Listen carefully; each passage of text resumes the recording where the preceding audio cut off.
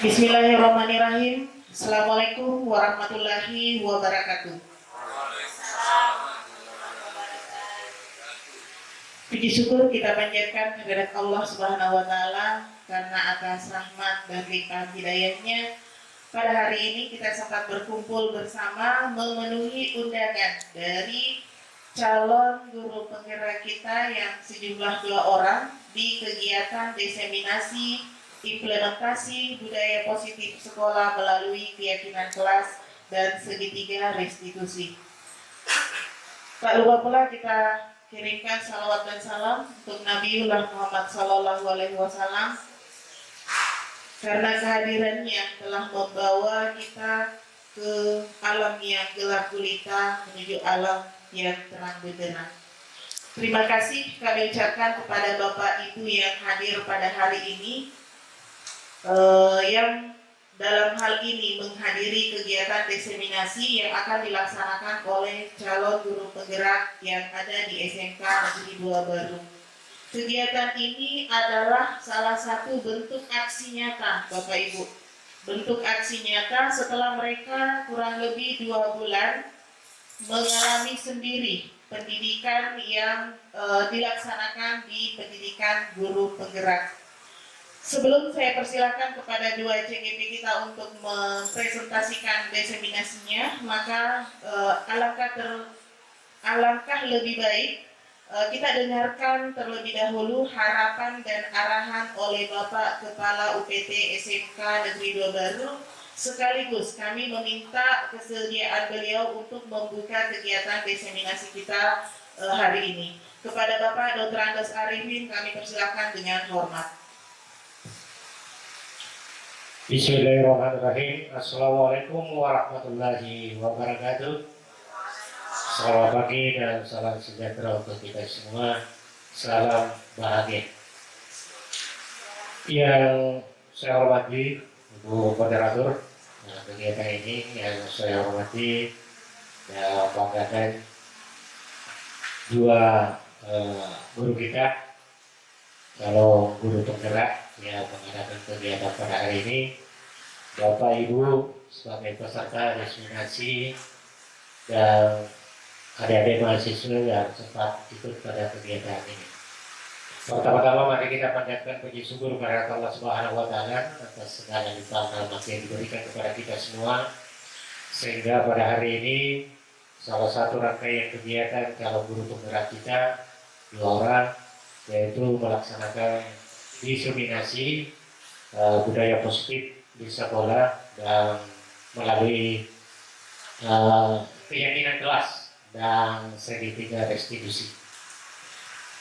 Tentu salam dan taslim atas junjungan kita Nabi besar Muhammad SAW sebagai panutan kita.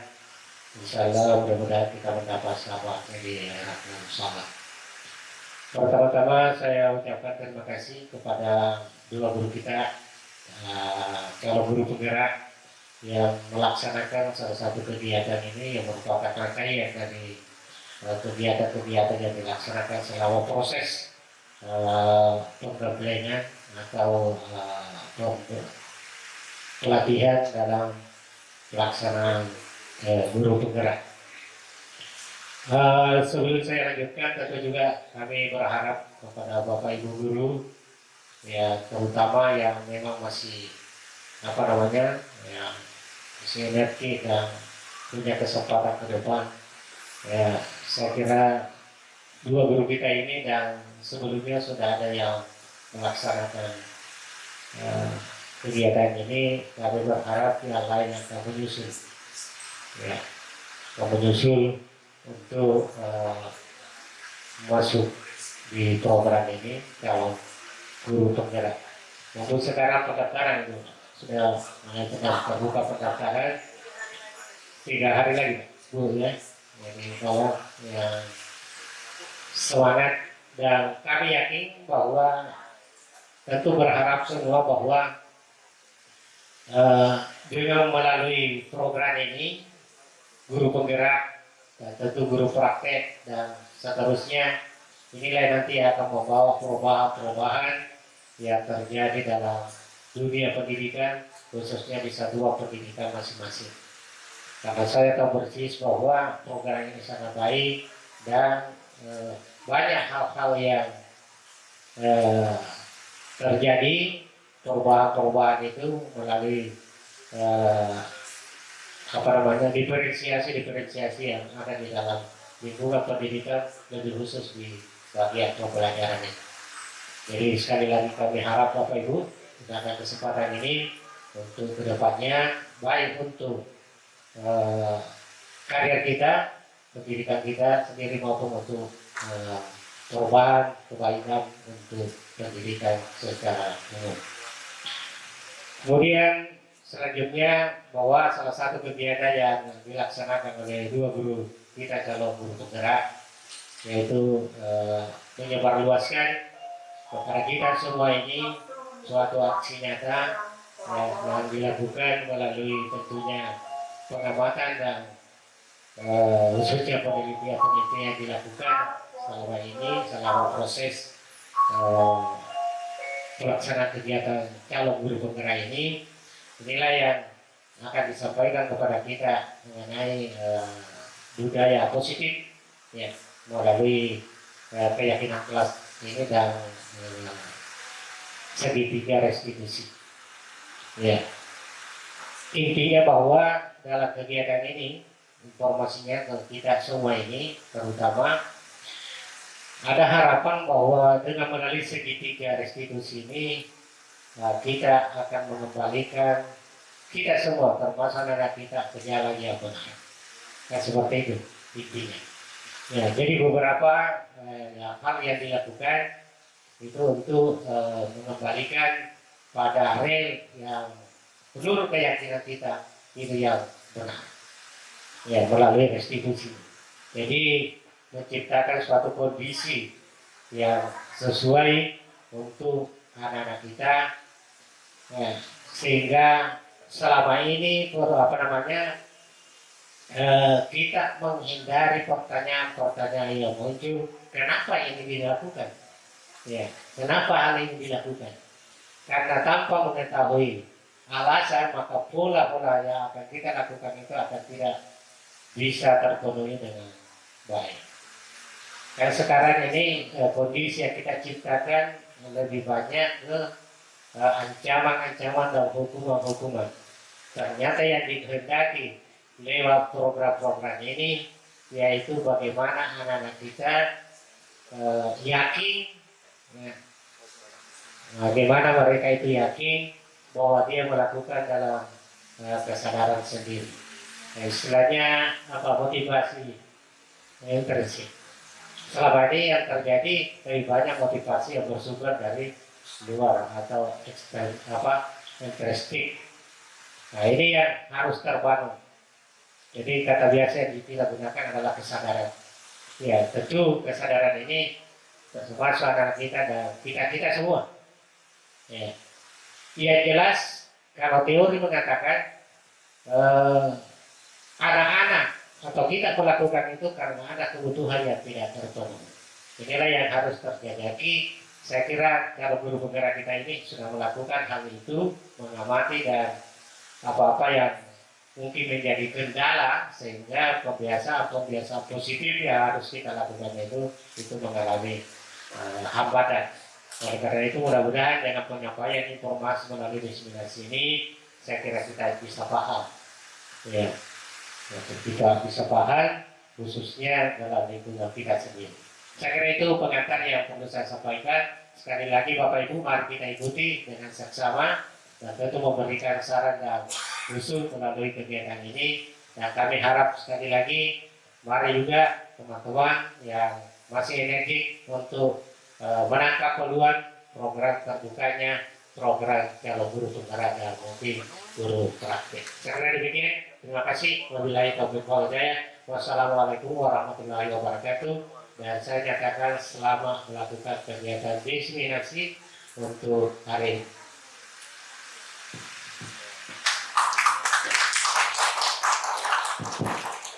Oke. Terima kasih kami ucapkan kepada Bapak Kepala UPT SMK Negeri Dawa Baru. Acara selanjutnya kita akan mendengarkan diseminasi implementasi budaya positif sekolah melalui keyakinan kelas yang akan dipaparkan oleh CGP Hairil. Waktu dan tempat saya persilakan. Terima kasih Ibu Moderator. Baik. Assalamualaikum warahmatullahi wabarakatuh. Yang saya hormati Bapak Kepala PT SMK Negeri Baru. Yang saya hormati Wakil Kepala Sekolah Bidang Kurikulum sekaligus sebagai moderator pada kegiatan diseminasi hari ini. Yang saya hormati Bapak Ibu hebat yang sempat hadir pada kegiatan diseminasi aksi nyata pada kegiatan pendidikan guru penggerak melalui implementasi budaya positif sekolah melalui keyakinan kelas dan segitiga restitusi. Dan terakhir saya hormati pula adik-adik dari mahasiswa KKN PPL UNM yang sempat hadir. Baik Bapak Ibu, saya yakin Bapak Ibu yang ada di sini sudah bertahun-tahun mengajar, mendampingi murid-murid kita tumbuh dan kembangnya, sehingga kita menyadari bahwa budaya positif di sekolah itu sangat penting untuk mengembangkan murid-murid kita, anak-anak kita dalam penguatan karakter, tentunya yang sesuai dengan profil pelajar Pancasila. Oleh karena itu, izinkan saya untuk berbagi pemahaman dan pengalaman terkait dengan penerapan budaya positif, khususnya nanti pada keyakinan kelas. Saya mohon izin berdiri. Baik, sebelum saya mulai, jadi saya berdiri di depan Bapak Ibu ini bukan karena saya lebih dari Bapak Ibu, tapi hanya sekedar untuk berbagi, dan saya belajar berdiri di depan Bapak Ibu untuk melakukan diseminasi atau berbagi pengalaman terkait dengan budaya positif di sekolah yang kami dapatkan di pendidikan guru penggerak. Nanti kami akan berbagi pemahaman bersama dengan rekan kami di CGP, Pak Asranuddin. Baik, materi ini sebenarnya merupakan materi dari kementerian yang kami coba bagikan.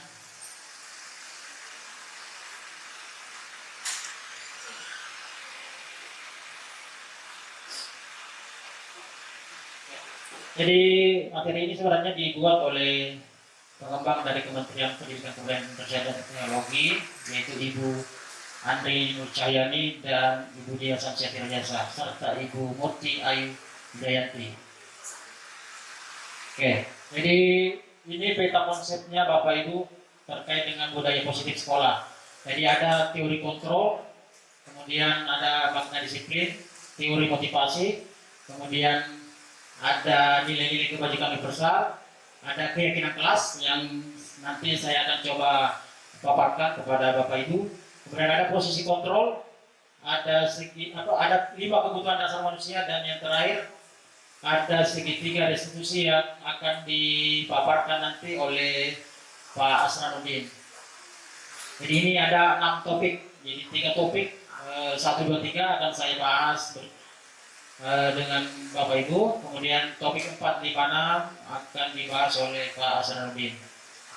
Oke, topik pertama, disiplin positif dan nilai-nilai kebajikan universal. Nah, ini ada perubahan paradigma.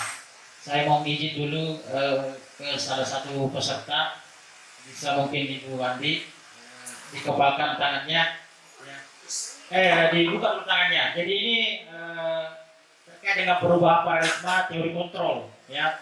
Siapa sebenarnya yang bisa mengontrol diri kita? Jadi di sini ada B. Jadi Ibu Andi ini nanti sebagai A dan saya B, ya. Jadi di sini kan petunjuknya adalah sobeklah secari kertas.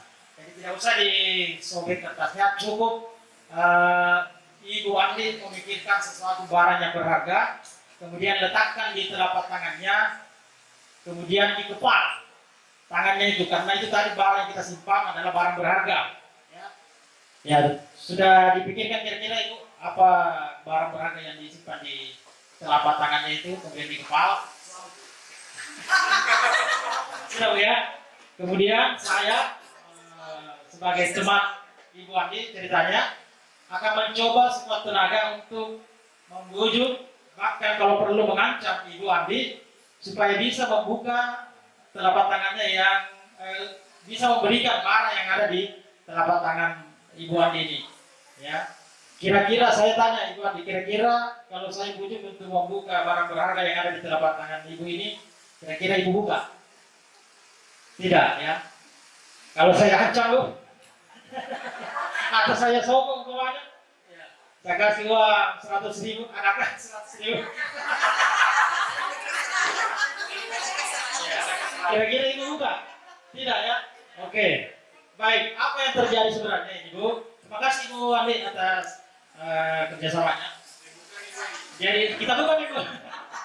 Jadi ini apa yang dilakukan tadi oleh Ibu Andi adalah dia mengontrol dari dalam dirinya sendiri, bahwa dia tidak ingin dikontrol oleh orang lain. Ya, ini sebenarnya yang ingin kita mau gali pada perubahan paradigma terkait dengan teori kontrol. Jadi ini ada Bapak Ibu di atas slide, ilusi guru mengontrol murid. Nah, ini sebenarnya kita tidak bisa, ini yang kita mau rubah sebenarnya. Kita tidak bisa mengontrol murid, ya, karena yang bisa mengontrol diri seseorang itu adalah mereka sendiri. Ya, kita tidak bisa mengontrol orang lain. Kemudian bahwa kritik dapat membuat orang merasa bersalah dan menguatkan karakter. Ya, ini juga kita mau ubah perubahan paradigmanya. Kemudian selanjutnya ilusi bahwa semua penguatan positif efektif dan bermanfaat. Kemudian yang keempat, ilusi bahwa orang dewasa memiliki hak untuk memaksa. Ini juga yang kita mau coba rubah, bahwa seorang guru itu tidak bisa memaksa kepada muridnya. Ya, kita itu harus merubah paradigma ini. Ini teori kontrol. Kemudian ini ada siapa sesungguhnya yang memiliki kontrol pada diri kita. Ya, ini ada stimulus respon, kemudian ada teori kontrolnya. Ya, ini ada teori kontrolnya. Jadi stimulus respon itu kita mencoba mengubah orang agar berpandangan sama dengan kita. Kemudian teori kontrolnya kita berusaha memahami pandangan orang lain tentang dunia. Jadi kita tidak bisa memaksa orang berpendapat sama dengan kita. Ya. Itu. Kemudian yang kedua, perilaku buruk dilihat sebagai suatu kesalahan. Di teori kontrol semua perilaku memiliki tujuan. Jadi tidak semua kesalahan yang dilakukan murid itu bisa dilihat sebagai sebuah kesalahan. Pasti ada tujuan kenapa murid tersebut melakukan kesalahan. Namanya contohnya terlambat ke sekolah. Pasti ada tujuan, ada alasan kenapa dia tidak terlambat datang ke sekolah. Kemudian ketiga, orang lain bisa mengontrol saya. Teori kontrolnya itu hanya Anda yang bisa mengontrol diri Anda. Jadi di puncaknya nanti model berpikirnya itu menang-menang kalau di teori kontrol.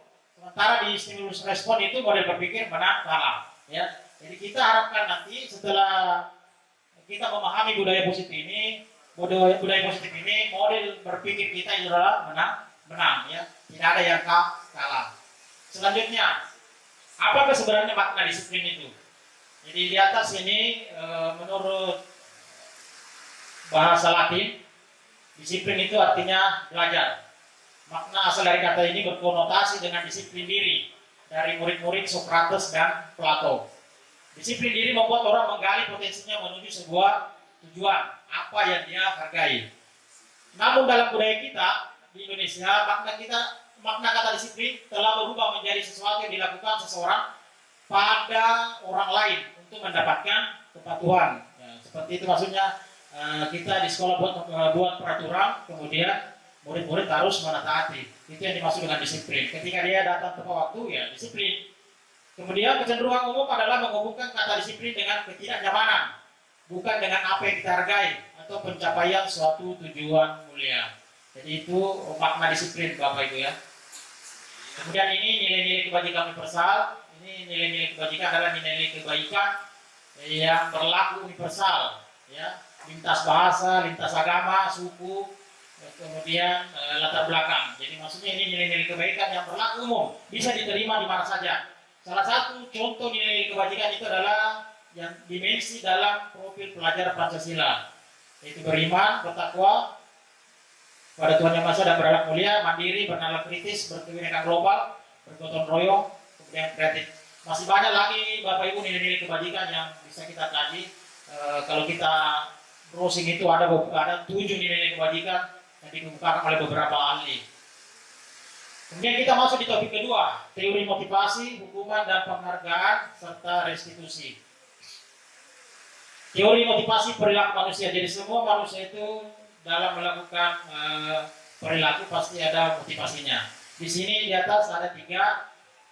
Untuk poin 1 dan 2 itu merupakan motivasi eksternal, sementara motivasi yang ketiga adalah motivasi internal. Jadi dalam teori motivasi untuk menghindari ketidaknyamanan, yang pertama Bapak Ibu, ketidaknyamanan atau hukuman itu masuk ke dalam motivasi eksternal.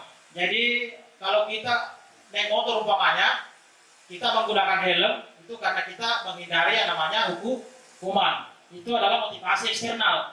Ya, kita ingin bagaimana motivasi muncul dari dalam diri kita. Kita menggunakan helm itu bukan karena kita mau dihukum, tapi untuk keselamatan. Ya, jadi itu yang kita mau gali di sini, Bapak Ibu. Kemudian yang kedua, untuk mendapatkan imbalan dari orang lain. Ya, terkadang juga kita melakukan sebuah perilaku itu karena kita mau mendapatkan penghargaan. Yang kita inginkan di sini adalah bagaimana motivasi itu muncul dari dalam diri atau motivasi internal. Jadi motivasi internal itu adalah motivasi untuk menghargai diri sendiri. Itu terkait dengan teori motivasi, Bapak Ibu. Selanjutnya dihukum oleh penghargaan. Ini juga banyak yang biasa kita praktekkan di kelas ketika kita memberikan penghargaan kepada murid-murid kita. Ternyata dalam di beberapa diskusi di pendidikan guru penggerak, ternyata itu penghargaan tidak boleh selalu diberikan karena itu merupakan wujud hukuman sebenarnya. Karena biasanya mereka nanti mau termotivasi untuk belajar karena ada penghargaannya, iya.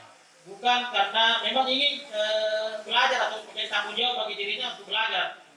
Terkadang ada seperti itu, dan ini sifatnya kalau penghargaan sifatnya jangka pendek, bukan jangka panjang. Kita mau bagaimana motivasi anak-anak itu dalam dirinya jangka panjang, dalam waktu jangka panjang ya. Jadi, seperti itu Bapak Ibu. Saya langsung saja ke slide berikutnya. Dihukum oleh penghargaan. Jadi penghargaan itu menurunkan kualitas. Itu tadi kenapa penghargaan itu tidak boleh selalu diberikan. Kalaupun penghargaan mau diberikan itu cukup verbal saja ya. Disampaikan jangan dalam berupa benda ya, tapi verbal. Anda bagus, ya, luar biasa. Penghargaan seperti saya boleh ya. Kemudian penghargaan mematikan kreativitas. Nah yang ketiga, penghargaan mengurangi motivasi dari dalam diri, fisik ya. Ini contoh pengakuan apresiasi kebajikan ya. Ini seperti ini yang boleh kita lakukan ya. Kemarin saya perhatikan rasa empatimu besar sekali pada saat menolong murid baru di kelas kita. Dan seperti ini merupakan bentuk pengakuan atau apresiasi kebajikan ya, dalam bentuk verbal, Bapak Ibu. Saya menghargai kepedulianmu pada saat kamu membantu teman-teman di tugas kelompok ya. Kemudian terima kasih untuk rasa tanggung jawabmu pada saat kamu memungut kertas-kertas yang berserakan di lantai. Ini contoh-contoh pengakuan apresiasi kebajikan. Ini ada bentuk hukuman atau konsekuensi yang diberikan, yang biasa kita berikan pada murid. Ini ada beberapa, mencatat 100 kali di dalam buku. Saya tidak akan terlambat lagi karena terlambat ke sekolah. Ini adalah bentuk hukuman Bapak Ibu ya, bentuk hukuman. Ya. Dalam budaya positif itu bentuk hukuman sebenarnya tidak dianjurkan Bapak Ibu ya, bentuk hukuman dalam budaya positif. Kemudian lari mengelilingi lapangan basket 2 kali karena terlambat hadir di sekolah, itu juga hukuman. Kemudian murid diminta untuk push up 15 kali karena tidak menggunakan masker di sekolah. Ini waktu kita masih COVID ya. Itu semua adalah bentuk hukuman. Kemudian ada juga contoh untuk bentuk konsekuensi. Mengganti kertas tugas rumah yang telah dicoret-coret. Ini konsekuensi ya. Kemudian membersihkan tumpang air di meja tulis karena tersenggol pada saat belajar, itu adalah konsekuensi. Selanjutnya perbedaan hukuman dan konsekuensi. Ya. Sesuatu yang menyakitkan harus terjadi kalau hukuman, kemudian konsekuensi sesuatu harus terjadi. Jadi kalau hukuman itu terkadang menyakitkan, bahkan bisa membuat anak-anak kita itu merasa sakit hati dan dendam. Ya, kalau kita terbiasa memberikan hukuman kepada anak-anak. Ya, jadi disarankan untuk tidak memberikan hukuman. Nanti akan dibahas oleh Pak Asran bagaimana cara menangani siswa yang melakukan kesalahan itu dengan restitusi. Ya. Selanjutnya nanti akan dibahas oleh Pak Asran itu. Ya ini fokus saya di pembelajaran ketiga atau di topik ketiga atau topik terakhir pada materi saya, yaitu keyakinan kelas. Ya. Mengapa tidak peraturan saja? Mengapa harus keyakinan kelas? Ya. Jadi kalau peraturan itu Bapak Ibu itu biasanya dibuat oleh guru atau sekolah. Ya. Nah, kalau keyakinan kelas itu dibuat secara bersama-sama antara guru dengan murid. Jadi itu perbedaannya peraturan dengan keyakinan kelas. Jadi diharapkan nanti di kelas seorang guru itu harus merubah peraturan itu menjadi keyakinan kelas. Karena biasanya peraturan itu sepihak, satu arah dari guru saja yang buat peraturan. Kita seharusnya dalam pembuatan peraturan di dalam kelas itu harus dibuat secara bersama-sama. Dan itu nanti diubah menjadi keyakinan kelas. Karena keyakinan kelas itu motivasinya motivasi dari dalam Bapak Ibu. Karena mereka sendiri yang menginginkan itu. Ya. Kalau peraturan itu motivasinya dari luar, dari guru. Selanjutnya, apa itu keyakinan kelas? Keyakinan kelas itu bersifat lebih abstrak daripada peraturan. Jadi lebih rinci dan konkret. Ya, seperti saya kasih contoh keyakinan kelas menghormati orang lain. Itu abstrak, maksudnya menghormati apa ini? Apa yang dihormati? Jadi dia keyakinan kelas itu singkat, tapi kita sudah sepakati bahwa menghormati orang lain itu ya banyak. Apakah dihormati sikapnya, kemudian karena dia orang tua, ya, jadi seperti itu. Kemudian keyakinan kelas berupa pernyataan-pernyataan universal.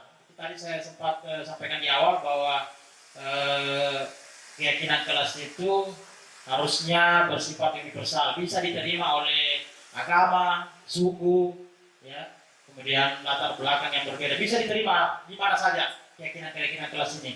Kemudian yang ketiga, pernyataan keyakinan kelas senantiasa dibuat dalam bentuk positif.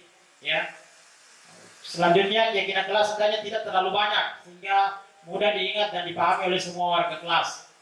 Kelima, keyakinan kelas sebaiknya sesuatu yang dapat diterapkan di lingkungan tersebut. Keenam, semua warga kelas hendaknya ikut berkontribusi dalam pembuatan keyakinan kelas lewat kegiatan curah pendapat. Dan yang terakhir, bersedia meninjau kembali keyakinan kelas dari waktu ke waktu. Nanti akan saya perlihatkan bentuk pengalaman saya ketika mencoba membuat keyakinan kelas di 2 kelas di sekolah kita. Selanjutnya, langkah-langkah dalam menetapkan keyakinan kelas. Jadi ketika kita ingin membuat keyakinan kelas dalam kelas yang kita ampuh, pertama itu kita harus berdiskusi dulu, memunculkan peraturan-peraturan yang perlu ditaati warga kelas. Kemudian mengubah peraturan-peraturan yang ada menjadi kalimat yang positif. Contohnya ini biasakan kita lihat itu peraturan dilarang membuang sampah. Ini bisa diubah menjadi kalimat positif, buanglah sampah pada tempatnya. Jadi diupayakan dalam membuat peraturan-peraturan itu hindari kata-kata dilarang, jangan, itu konotasinya negatif. Jadi kita upayakan membuat peraturan kelas itu dengan kalimat-kalimat positif, ya. Nah, jadi seperti itu Bapak Ibu ya untuk pembuatan keyakinan kelas. Selanjutnya berdiskusi mengenai gambaran perilaku yang mencerminkan keyakinan kelas. Selanjutnya berdiskusi mengenai peran seluruh warga kelas. Dan yang terakhir meninjau ulang keyakinan kelas dari waktu ke waktu. Jadi itu langkah-langkah dalam menetapkan keyakinan kelas. Ini Bapak Ibu contoh keyakinan kelas. Setiap anggota kelas perlu merasa senang. Setiap anggota kelas perlu saling menghargai. Setiap anggota kelas perlu merasa aman. Selalu bersikap positif. Senantiasa menjadi diri terbaik. Percaya dan menghormati orang lain serta barang miliknya. Senantiasa membantu, diterima dan dimiliki. Kemudian bekerja. Bekerja di sini maksudnya mengerjakan segala pekerjaan yang ditugaskan oleh guru. Jadi ini contoh-contoh keyakinan kelas yang bisa dipajang di dalam kelas, ya. Oke, selanjutnya ini kegiatan pendalaman kami diberikan guru penggerak bahwa keyakinan kelas itu terlihat, ya, terdengar, berperilaku. Terlihat itu maksudnya terlihat perilakunya sudah mencerminkan budaya positif. Kemudian terdengar, maksudnya di sini terdengar ketika dia berkata-kata seperti ketika mengembalikan barang temannya dia mengucapkan terima kasih. Itu bagian dari keyakinan kelas. Ketika dia berbuat salah, dia mengucapkan maaf. Jadi itu semua adalah bagian dari keyakinan-keyakinan kelas yang kita ingin bangun di dalam kelas. Kemudian berperilakunya, ya. Jadi bagaimana dia menerapkan keyakinan kelas bukan hanya nantinya di kelas saja, tapi bisa dilakukan di rumahnya. Ya, seperti itu ya kegiatan pendalaman keyakinan kelas. Selanjutnya ini Bapak Ibu bedanya peraturan dengan keyakinan kelas. Ya, peraturan yang bisa diubah menjadi keyakinan kelas maksud saya. Jadi kalau peraturan selalu kembalikan buku ke tempatnya. Itu nilai keyakinan kelas yang ingin kita dapat dari peraturan ini adalah tanggung jawab. Kemudian dilarang mengganggu orang lain. Nilai keyakinan kelasnya itu adalah menghormati orang lain, ya. Kemudian sampai ke bawah dilarang melakukan kekerasan, ya. Ini nilai keyakinan yang kita ingin bangun adalah keselamatan dan menghormati orang lain. Dilarang menggunakan narkoba, ya. Nilai keyakinannya adalah kesehatan. Oke, selanjutnya ada contoh pengalaman yang sudah pernah saya lakukan di kelas terkait dengan pembuatan keyakinan kelas. Ini di kelas 11 DKP. Jadi waktu itu saya membagikan sticky note kepada siswa untuk membuat peraturan kelas yang mereka inginkan, ya. Nah, kemudian dia tempel di papan tulis, kemudian nanti kita ubah menjadi keyakinan kelas. Ya, jadi di 11 DKP kemarin ada 12 keyakinan kelas yang mereka inginkan di dalam kelas, ya, pada setiap pembelajaran. Jadi ada jaga sikap, introspeksi diri. Ini semua dari siswa Bapak Ibu, bukan dari saya, ya. Bukan saya yang buat ini, tapi mereka yang menyusunnya, ya. Kemudian kemarin juga ada di 11 NKPI. Jadi seperti itu Bapak Ibu, ya. Terkait dengan keyakinan kelas, saya kira demikian pemaparan dari saya terkait dengan budaya positif sekolah melalui keyakinan kelas. Selanjutnya saya kembalikan ke Ibu Moderator. Terima kasih. Assalamualaikum warahmatullahi wabarakatuh. Waalaikumsalam warahmatullahi wabarakatuh. Itulah tadi diseminasi implementasi budaya positif sekolah melalui keyakinan kelas. Ada beberapa hal yang disampaikan termasuk teori stimulus respon versus teori kontrol, kemudian teori motivasi perilaku manusia, ada hukuman versus konsekuensi, dan yang terakhir keyakinan kelas. Berikut contoh aksi yang telah dilakukan di kelas dalam membuat keyakinan kelas bersama. Oke, tentu banyak hal-hal yang ingin dipertanyakan Bapak Ibu terkait dengan dua topik kita hari ini mengenai keyakinan kelas dan segitiga restitusi. Apalagi nih, saya yakin dan percaya di kelas sesuatu kalau kita tidak mengalami pasti mengatakan mungkinkah bisa saja, bisa tidak dilakukan di SMK 2. Nah, untuk sesi tanya jawab saya akan membuka dua penanya, boleh diarahkan langsung ke CGP siapa yang mau ditanyakan. Silakan Bapak Ibu. Oh ya, kepala sekolah. Oh dua. Jadi Bapak Kepala Sekolah dengan Bapak Dr. Andes Haji Ramli. Silakan Pak. Baik, terima kasih. Jadi yang saya hormati Bapak Kedua CPG kita. Jadi ini bukan pertanyaan, hanya mungkin saya rangkum dari semua materi yang ada dan kemungkinannya ini untuk sekolah kita. Menarik sekali apa yang disampaikan tadi oleh pemateri kalau guru penggerak kita terkait dengan masalah budaya positif dan keyakinan kelas serta pendidikan restitusi. Inilah nanti yang membedakan Bapak Ibu bahwa sekolah yang ada guru penggerak dengan sekolah yang tidak ada itu nuansanya beda. Ya, nuansanya beda. Jadi pasti ada perubahan-perubahan yang terjadi. Oleh karena itu sekali lagi kalau menyimak materi tadi berfokus pada peserta didik kita dan ikut di dalamnya tentu kita semua. Kami berharap guru BK tangkap peluang mendaftar sekarang menjadi guru penggerak. Ya, karena ini banyak-banyak yang seharusnya. Kemarin juga saya coba-coba mendengar satu uraian tentang konselor. Bahwa ternyata itu konselor itu tidak memutuskan sesuatu terhadap anak, tapi mengarahkan bagaimana anak itu mengambil sebuah keputusan. Ya ini bukan hal yang mudah. Makanya saya harap dan bagian itu ada di materi-materi dan program guru penggerak.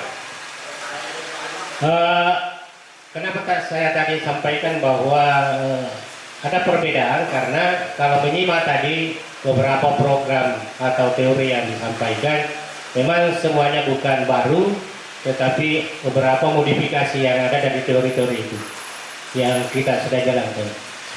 Contoh mengenai peraturan, ya, peraturan itu harus ada. Ya, tetapi dimodifikasi menjadi sebuah keyakinan. Ini nanti kalau kita bikin aturan-aturan yang ada di dalam lingkungan sekolah kita, termasuk sampai ke peserta didik itu, kami mohon ini sebagai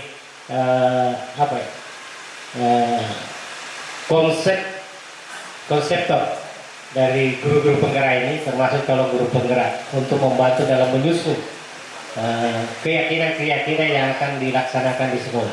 Karena tadi ini kan kalau aturan ini lebih banyak langsung ke kelas, tapi sebenarnya harus ada di satuan pendidikan.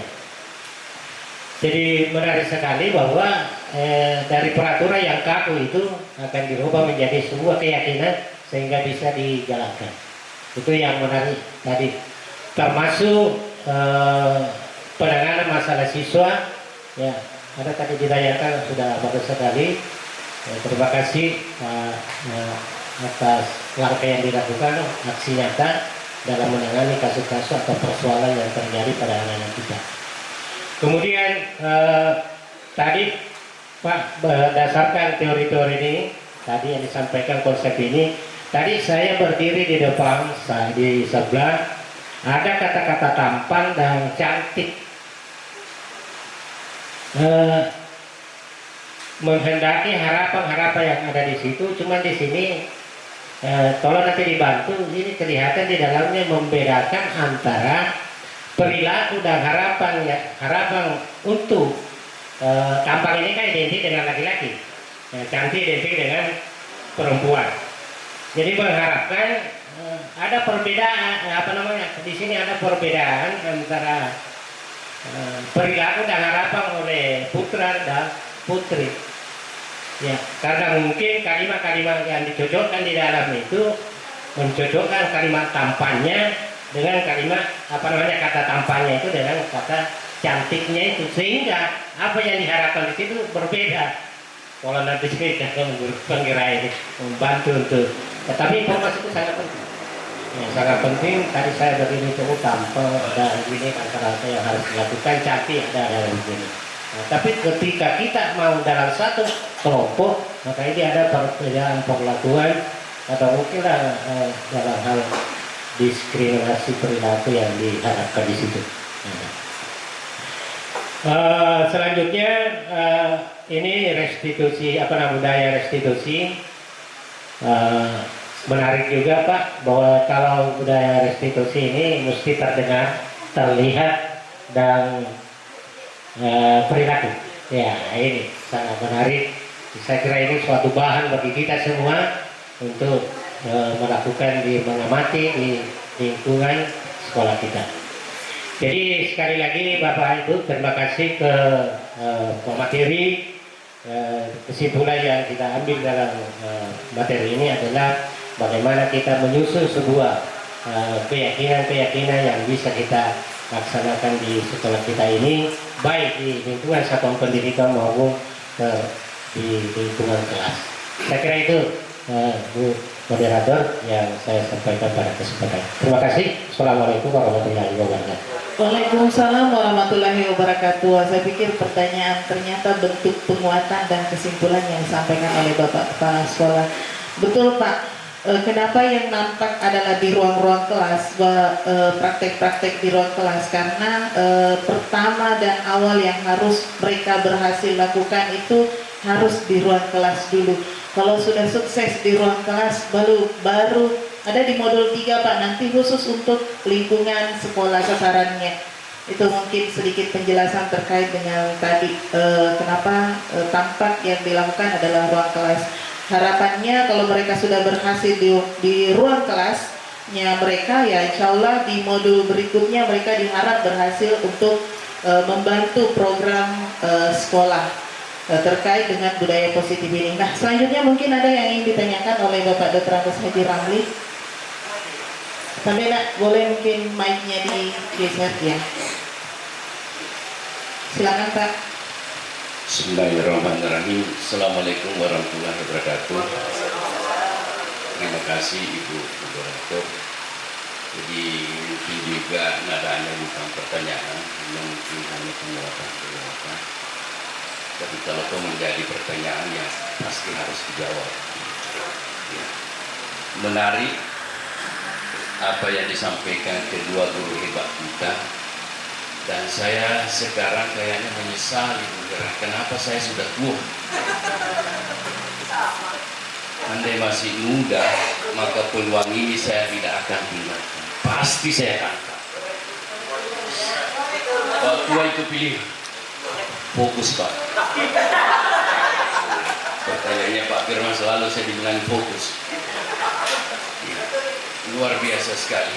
Jadi mohon kepada rekan-rekan yang masih muda, silakan memanfaatkan waktu. Menarik sekali. Nah, yang pertama dari Pak Heri, tadi ada beberapa perubahan paradigma. Ini bukan pertanyaan Pak, Anda bisa dicatat. Bisa dikatakan kita mencoba mengubah agar orang berpandangan sama dengan kita. Itu stimulus responnya. It's time for the third hour. Kemudian kontrolnya kita berusaha memahami pandangan orang lain tentang dunia. Dulu waktu saya masih muda, kalau Bapak dan Ibu pernah membaca 2 buku dulu diwajibkan oleh guru-guru tua yang seperti saya, jangan dilewatkan, itu harus dibaca. Ada yang judulnya yang pertama Quantum Learning dengan Quantum Teaching. Jangan pernah tidak membaca buku itu, meskipun sekarang saya disuruh sama Pak Guru untuk lebih fokus lagi. Ya. Di situ nampak sekali apa yang tertera sekarang ini mengenai teori-teori kontrol dengan stimulus-stimulus di situ. Di situ di quantum learning itu saya masih ingat sekali bahwa kalau kita mengajar, jangan membawa alam pikiranmu kepada alam pikiran siswa kita. alam pikiran kita berbeda dengan alam pikiran anak-anak. Itu luar biasa. Disitulah muncul dulu model-model pembelajaran. Muncullah CTL, Contextual Teaching and Learning. Ada model inquiry-nya, ada kontrativismnya, dan lain sebagainya. Jadi mohon Bapak dan Ibu kalau tidak sempat masuk guru penggerak, baca dua buku itu. Itu menarik sekali. Selanjutnya, dari keyakinan kelas, saya langsung berpikir karena kita berbeda-beda di sini, mungkin matematika, sejarah, mungkin berbeda keyakinannya anak-anak terhadap kenyamalannya. Jadi apakah nanti tidak muncul beberapa keyakinan atau berbeda keyakinan kelas antara satu mata diklat dengan mata diklat yang lainnya? Kalau iya, berarti kita harus memunculkan yang universal, kemudian nanti ada yang spesifiknya. Karena kalau terlalu banyak keyakinan kelas, kalau seluruh mata diklat punya keyakinan kelas semua, dan saya katakan kalau berbeda-beda maka pusinglah anak-anak yang ada di dalam di situ. Jadi mungkin ada yang universal, memang yang keyakinan kelas yang positif dan lain sebagainya. Ya, itu yang. Oke, ini sebenarnya tanggapan, penguatan plus pertanyaan. Nah, pertanyaan pertama dari keyakinan kelas yang sudah dipaparkan oleh Pak Hairil itu, kalau semisal di kelas-kelas itu semua guru mata pelajaran membuat keyakinan kelas, maka akan terjadi banyak keyakinan kelas di dalam kelas itu. Nah, bisa mungkin diberikan tanggapan balik ini Pak Hairil. Dan yang kedua akan berturut-turut nanti, nah terkait segitiga restitusi Pak. Kenapa segitiga restitusi? Kemudian tadi hanya yang terlibat antara guru dengan murid atau guru dengan siswa. Nah, di mana pelibatan orang tua di sini? Oke, bisa mungkin ditanggapi kembali. Silakan. Baik, terima kasih Ibu Moderator. Saya langsung saja ke Pak Ramli yang memberikan tadi masukan terkait dengan perubahan paradigma, memberikan penguatan bahwa dulu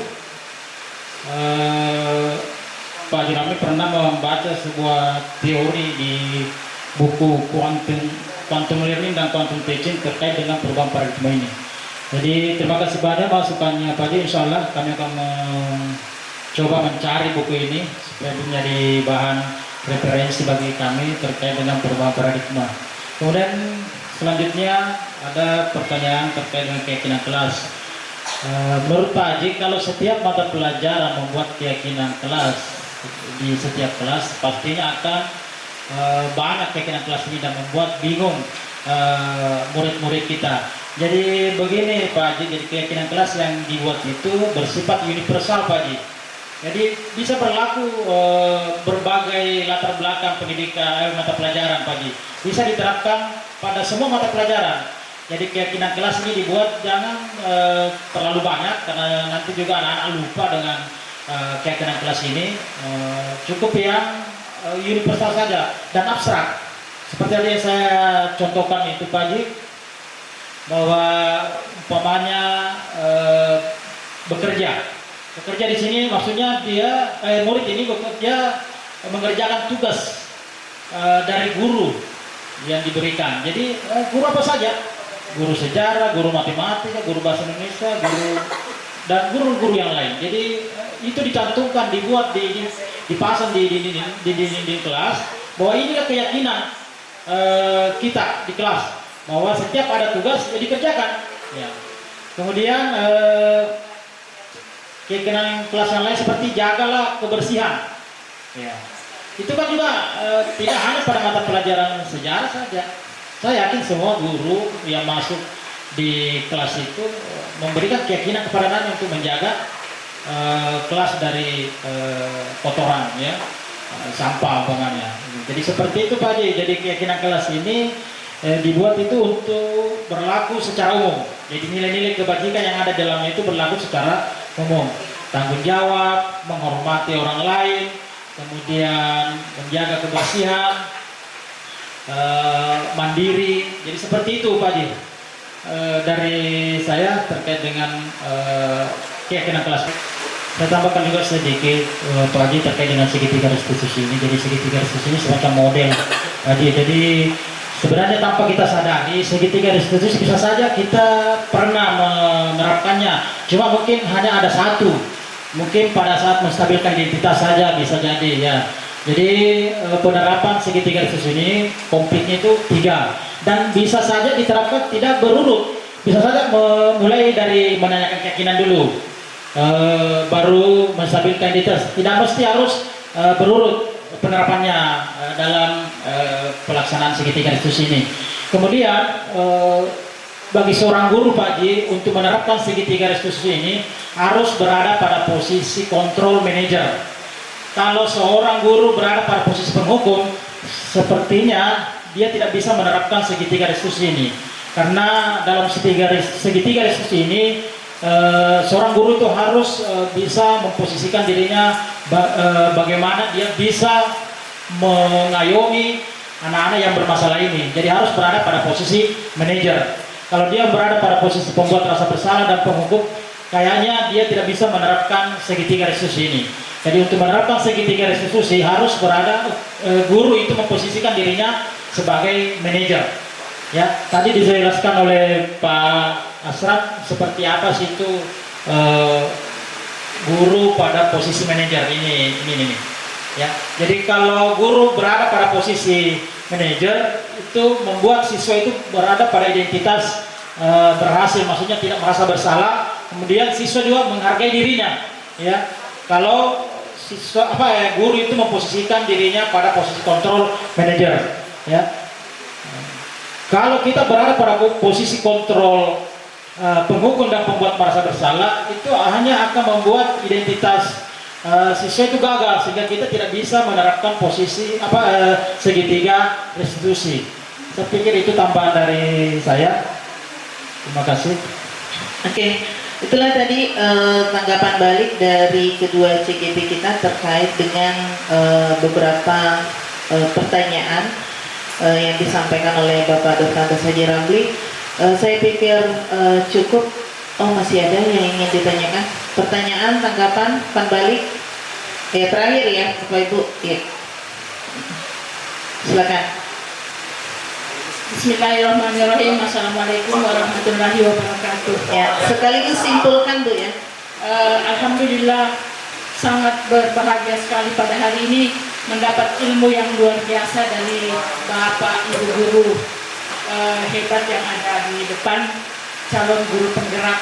Sayang saya gagal menjadi guru penggerak.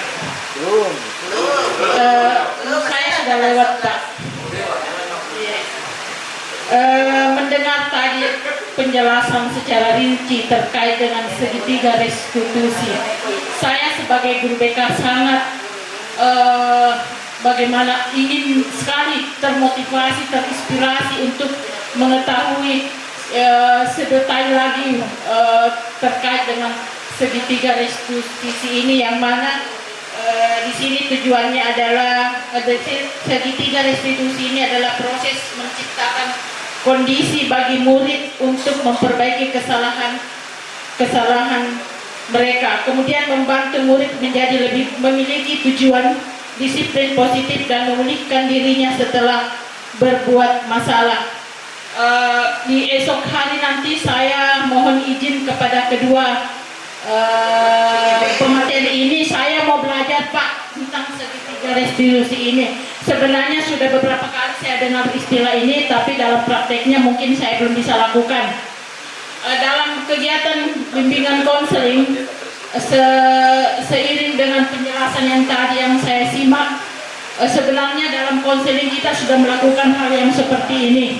Pendekatan yang kami lakukan ketika dalam menangani siswa yang bermasalah itu, salah satunya yang mirip bahkan kurang lebih sama dengan ini adalah konseling singkat berbasis solusi, atau saya mohon maaf Pak Haji, saya tidak bisa berbahasa Inggris, konseling fokus brief therapy.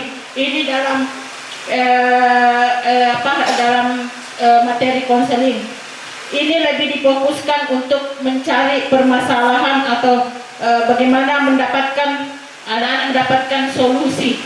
Jadi ada tahapan-tahapan kami dalam melakukan konseling berfokus pada solusi ini. Nah, yang saya ingin pertanyakan, bagaimana, apakah dalam teknik segitiga restitusi ini ada juga keterampilan-keterampilan yang dilakukan mulai dari mendeteksi permasalahan siswa hingga kepada bagaimana bagaimana mengeksplorasi, menggali permasalahan, bagaimana siswa ini bisa mengungkapkan permasalahan yang dihadapinya, dan bagaimana siswa ini mampu menemukan solusi sendiri, bukan solusi dari gurunya, tapi mampu menguraikan solusinya sendiri, bahwa seperti ini yang akan saya lakukan sehingga menghasilkan menyelesaikan permasalahan saya. Itu jadi besok saya akan belajar tentang ini, bagaimana sebenarnya keterampilan yang dilakukan dalam segitiga restitusi ini. Kemudian dalam pelaksanaannya, apakah dilakukan secara kelompok atau secara individu? Kalau kami di konseling berbasis solusi ini diklarifikasi bagaimana tingkat kesalahan yang dialami anak-anak tersebut. Itu. Kemudian dari keterampilan itu, karena sebenarnya dalam konseling kita tidak begitu saja menerima siswa, kembali ke kita pribadi sebagai konselornya, bagaimana perasaan kita sebelum menerima siswa. Ketika kita masih dalam kondisi galau, barangkali tidak bisa menangani siswa, harus betul-betul fit baru mengajak siswa untuk berkomunikasi dengan kita. Itu saya pikir demikian Pak kedua pemateri. Sekiranya bisa meluangkan waktunya untuk saya memberikan kesempatan kepada saya untuk belajar. Oke, itu tadi dari Bu Arsanti sebagai salah seorang konselor yang kita miliki. Nah, saya perjelas mungkin pertanyaannya, di konselor itu ada, di BK itu ada konseling berbasis solusi. Ini Pak, yang dia pertanyakan keterampilan yang ada di restitusi, apakah sama dengan konseling berbasis solusi? Kemudian sistem restitusinya itu apakah dilakukan kelompok atau individu? Karena kalau mereka itu berdasarkan tingkat masalahnya, gitu ya Bu ya? Saya tambahkan sedikit, jadi segitiga restitusi ini adalah suatu proses dialog Bu, ketika kita menghadapi anak-anak yang bermasalah. Jadi proses dialog ini ya untuk memberlakukan segitiga restitusi ini harus posisi guru dulu itu adalah posisi manajer, jangan menjadi posisi penghukum. Jadi ketika kita menghadapi anak-anak, jangan suasana kita dalam keadaan marah kemudian menunjuk-nunjuk, itu akan membuat identitas anak menjadi gagal ya. Jadi untuk menerapkan segitiga restitusi ini, dialog yang kita lakukan adalah bernada ramah kepada anak-anak ya, harus ramah kepada anak-anak ya. Jadi bukan dengan ekspresi marah ya. Jadi posisi manajer, bagaimana seorang manajer mengolah masalah itu menjadi sebuah solusi ya. Nah, jadi sekali lagi seperti kita disampaikan oleh Pak Asran tadi, bahwa segitiga restitusi ini bukan paksaan ya, bukan paksaan, tapi ini adalah tawaran yang dilakukan oleh anak, bagaimana dia bertanggung jawab atas kesalahan yang dia lakukan. Jadi saya kira itu. Kemudian terkait dengan apalagi tadi Bu Arsanti ingin belajar, kita sama-sama belajar Bu Arsanti, kami juga masih belajar, kita belajar bersama-sama. Kami memiliki beberapa contoh video terkait dengan penerapan segitiga restitusi, kami nanti akan share juga itu ke guru-guru BK untuk melihat bagaimana sih sebenarnya itu contoh penerapan segitiga restitusi pada siswa yang melakukan kesalahan. Saya kira itu tambahan dari saya. Terima kasih. Oke, itu tadi tanggapan balik. Dan untuk pertanyaan terakhir, sekali lagi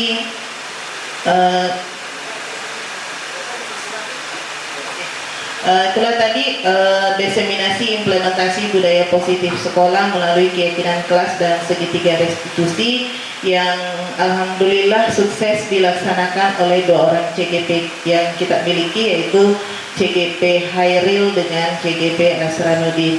untuk untuk program pendidikan guru penggerak angkatan 9. Sebelum kita tutup, kita berikan aplaus yang meriah dulu untuk kedua CGP kita. Sukses pelatihannya Pak, sukses pendidikannya. Kami tunggu aksi nyata berikutnya lagi untuk selalu didiseminasi dalam bentuk seperti ini. Karena harapannya tadi seperti Pak Haji Ramli katakan, kalau toh belum ada rezeki bergabung di pendidikan guru penggerak, cukup imbas-imbasnya lah yang kita dapatkan dari 2 orang CGP yang kita miliki ini. Dari saya, moderator, mengucapkan terima kasih atas kepercayaannya. Saya sebenarnya sudah didadak dari kemarin dan terpaksa harus kembali dari perjalanan untuk kegiatan ini karena memang diamanahkan untuk memoderatori mereka, dan saya terus terang iri dengan mereka berdua Pak. Saya dulu alhamdulillah di CGP berjuang sendiri, betul-betul sendiri, karena tidak ada ditempati bertanya, tidak ada ditempati sharing. Kami tak cari tempat sharingnya keluar, dan mereka berdua ini saya pikir adalah orang-orang terpilih yang mendapatkan kesempatan yang sangat luar biasa di pendidikan guru penggerak ini. Terima kasih Bapak Ibu atas kesediaannya hadir di sini. Kami dari saya moderator Herawati mengucapkan wabillahi taufiq wal hidayah. Wassalamualaikum warahmatullahi wabarakatuh. Waalaikumsalam warahmatullahi wabarakatuh. Terima kasih banyak Bapak Ibu Ya, atas sesi terakhir kita foto bersama.